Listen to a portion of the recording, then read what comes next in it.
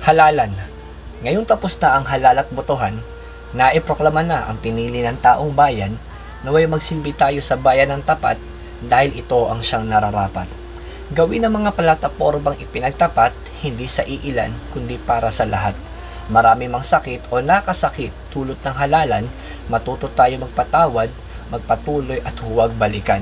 Sino mang tao, lugar o sitwasyon dulot ng halalan, hangad din nila tulad ng sa iyo, tumulong at kilalanin.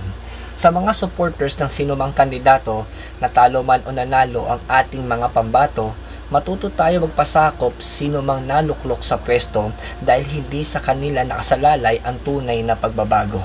Sapagkat sa sipag at tiyaga ng bawat isa sa atin, minimithing pagbabago kaya nating abutin.